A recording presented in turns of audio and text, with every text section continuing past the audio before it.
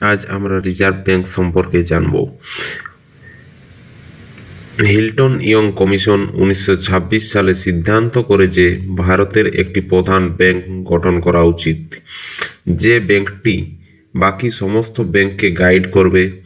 এরপর 1934 সালে RBI act তৈরি হয় এবং 1935 সালে রিজার্ভ ব্যাংক অফ ইন্ডিয়া প্রতিষ্ঠিত হয়। রিজার্ভ ব্যাংক অফ ইন্ডিয়া এর প্রথম প্রধান কার্যালয় ছিল কলকাতায়, বর্তমান কার্যালয় মুম্বাই। 1937 সাল থেকে রিজার্ভ ব্যাংকের প্রথম মূলধন ছিল 5 কোটি টাকা, যার গভর্নমেন্টের ছিল 10% এবং প্রাইভেট ছিল 90%। 1949 সালে রিজার্ভ ব্যাংক অফ ইন্ডিয়া এর জাতীয়করণ হয়।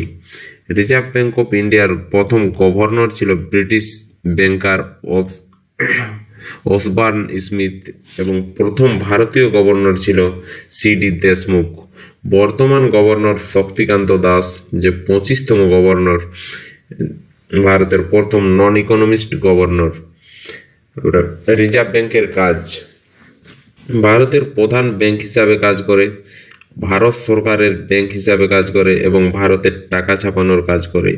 রিজার্ভ ব্যাংকের গঠন: মোট 21 জন সদস্য নিয়ে বোর্ড অফ ডিরেক্টরস গঠিত হয়।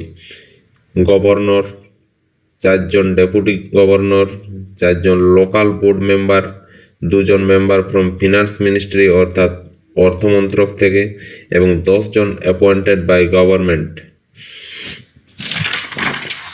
ভারতে নোটে মোট 17টি ভাষা থাকে।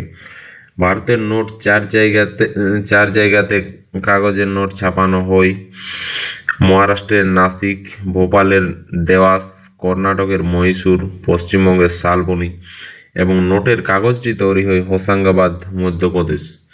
ভারতের মোট 4টি জায়গাতে কয়েন তৈরি হয়, যথা নয়ডা, হায়দ্রাবাদ, মুম্বাই এবং কলকাতা।